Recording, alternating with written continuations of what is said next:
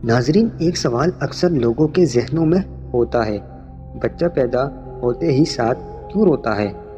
تو آج کی ویڈیو میں ہم آپ کو اس کی نہ صرف سائنسی وجہ بتائیں گے بلکہ ہم آپ کو اس حوالے سے اسلام کی روح سے بھی بتائیں گے کہ بچہ پیدا ہوتے ساتھ ہی کیوں رونے لگتا ہے۔ ویسے اگر جنرل بات کی جائے تو بچے کا رونا والدین کے لیے خوشخبری ہے، اور بچے کا نہ رونا والدین کے لیے بری خبر کا سبب ہو سکتا ہے، کیونکہ بچے کا نہ رونا اس کے مردہ ہونے کی خبر ہوتا ہے اور بچے کا رونا اس کے زندہ ہونے کی خبر ہے۔ ناظرین، بچے کے رونے میں کیا حکمت ہے، اس پر بات کرنے کے ساتھ ساتھ ہم آپ کو یہ بھی بتائیں گے کہ بچے کے پیدائش کے بعد اسلام کی روح سے والدین پر کیا حقوق لازم ہو جاتے ہیں، اور یہ حقوق جاننا تمام والدین کے لیے ضروری ہے۔ اس لیے گزارش ہے کہ یہ ضروری معلومات جاننے کے لیے ویڈیو کو آخر تک لازمی دیکھیے گا۔ ناظرین، سب سے پہلے تو آپ کو پیدائش کے فوراً بعد بچہ رونے کی سائنسی حکمت بتاتے ہیں کہ سائنس اس حوالے سے کیا کہتا ہے۔ تو یاد رہے کہ سائنس کے مطابق بچے کے پھیپھڑوں میں ایک ایمنیوٹک فلوئڈ بھرا ہوتا ہے۔ یہ وہ پانی ہے جو رحم مادر میں بچے کو محفوظ رکھتا ہے، جو پھیپھڑوں میں آکسیجن کی منتقلی میں مانع ہوتا ہے۔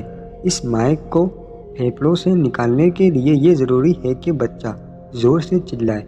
اس چلانے سے یہ مائع پھیپھڑوں سے خارج ہو جاتا ہے اور بچہ سانس لینے کے قابل ہو جاتا ہے۔ اگر بچہ نہ رو پائے، اس مائع کی پھیپھڑوں میں موجودگی سے بچے کی آکسیجن کی عدم دستیابی کی وجہ سے موت ہو سکتی ہے۔ سبحان اللہ، یہ ہے اللہ کا نظام۔ ماں کے پیٹ میں پھیپھڑوں کو کس انداز سے محفوظ رکھتا ہے، اور جیسے ہی بچہ دنیا میں آتا ہے تو اس کے پھیپھڑوں کو اس کے نظام کے مطابق کام کرنے کے لیے خالی کر لیا جاتا ہے۔ اللہ کی اس قدرت پر چاہیے تو یہ کہ کمنٹ میں سبحان اللہ کی لائنیں لگ جائیں۔ اللہ کی ذات کیسے حکمتوں والی ہے۔ یہ تو تھی ساتھیوں بچوں کی رونے کی سائنسی حکمت۔ چلیں آپ کو یہ بتاتے ہیں کہ حدیث پاک میں اس بات کی کیا حکمت بیان ہوتی ہے کہ پیدائش کے بعد بچہ کیوں روتا ہے۔ تو اس حوالے سے حضرت ابو ہریرہ رضی اللہ عنہ بیان کیے ہیں کہ میں نے رسول اللہ صلی اللہ علیہ وسلم سے سنا، آپ صلی اللہ علیہ وسلم نے فرمایا، ہر ایک بنی آدم جب پیدا ہوتا ہے تو پیدائش کے وقت شیطان اسے چھوتا ہے، اور بچہ شیطان کے چھونے سے زور سے چیختا ہے، سوائے مریم اور ان کے بیٹے عیسیٰ علیہ السلام کہ پھر ابو ہریرہ رضی اللہ عنہ نے بیان کیا، اس کی وجہ مریم علیہ السلام کی والدہ کی دعا ہے۔ ترجمہ: اے اللہ، میں اسی مریم کو اور اس کی اولاد کو شیطان رجیم سے تیرے پناہ میں دیتی ہوں۔ ناظرین، اس لیے کہا جاتا ہے کہ بچے کی پیدائش کے بعد جلد ہی اس کے کان میں اذان دینی چاہیے تاکہ شیطان اس بچے سے رفع ہو جائے۔ اس دلچسپ معلومات کے ساتھ یہ جاننا ضروری ہے کہ بچے کے پیدائش کے بعد اور ولادت کے بعد نومولود کے حقوق کیا ہیں، اس لیے ویڈیو کو اسکپ مت کیجیے گا۔ ان حقوق کا جاننا بہت ضروری ہے۔ پہلا حق ہے تحنیک۔ اس کا معنی کسی چیز کو چبا کر نرم بنانے کے ہیں۔ نومولود کے منہ میں کھجور جیسی کوئی میٹھی چیز چبا کر ڈالے جائے، اور یہ عمل مسنون ہے، جیسے کہ حدیث میں وارد ہے۔ ام المومنین عائشہ رضی اللہ عنہا سے مروی ہے کہ اللہ کے رسول صلی اللہ علیہ وسلم کے پاس بچوں کو لایا جاتا تھا تو آپ صلی اللہ علیہ وسلم ان کے لیے برکت کی دعا کرتے اور ان کی تحنیک فرماتے تھے۔ چنانچہ ایک بار ایک بچے کو لایا گیا تو اس نے آپ صلی اللہ علیہ وسلم کے اوپر پیشاب کر دیا۔ آپ صلی اللہ علیہ وسلم نے پانی منگایا اور پیشاب کی جگہ پر چھینٹا مار دیا اور اسے دھویا نہیں۔ دوسرا حق یہ ہے کہ بچے کا صحیح اسلامی نام رکھا جائے۔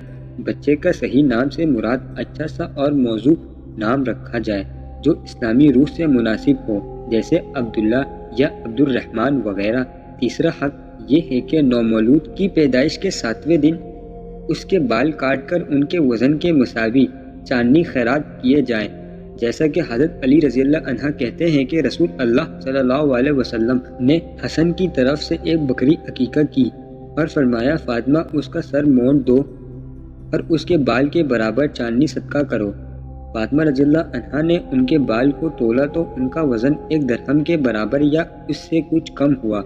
نومولود کا چوتھا حق یہ ہے کہ حقیقہ لفظ حقیقہ کے معنی پھاڑنا اور کاٹنا ہے۔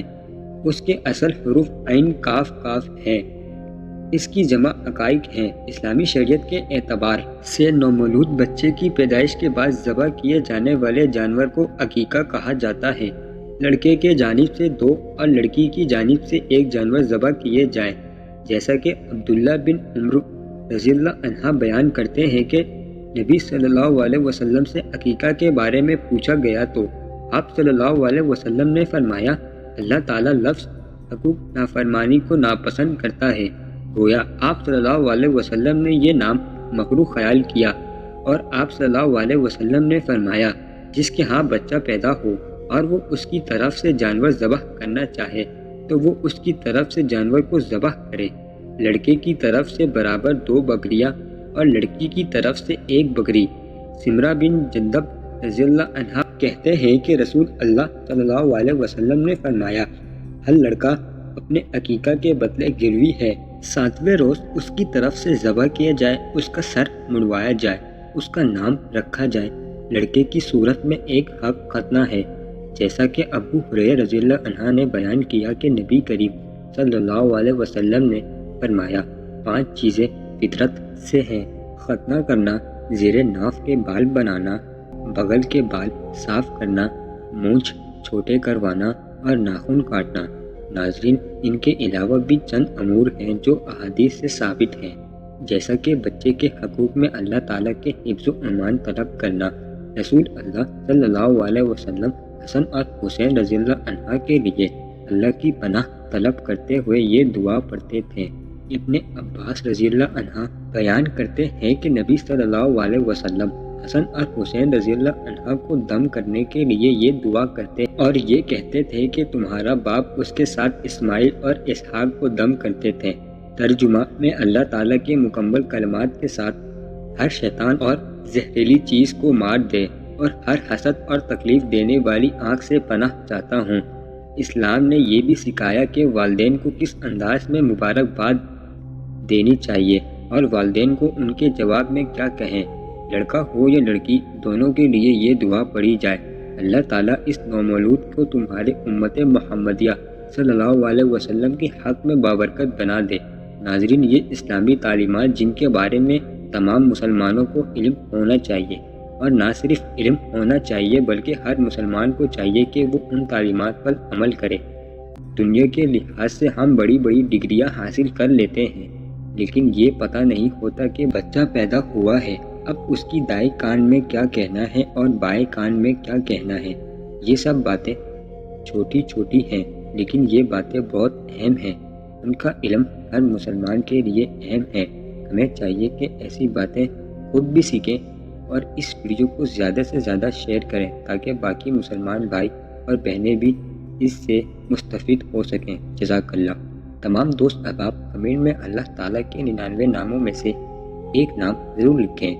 مجھے امید ہے آج کی اس ویڈیو سے آپ کو بہت کچھ جاننے کو ملا ہوگا اور یہ ویڈیو آپ کو پسند آیا ہوگا۔ اگر یہ ویڈیو آپ کو اچھا لگے تو اسے لائک کیجیے، اور اب میں ملوں گا آپ سے کسی اور نئے انٹرسٹڈ ویڈیو میں۔ تب تک کے لیے اپنا بہت سارا خیال رکھیں۔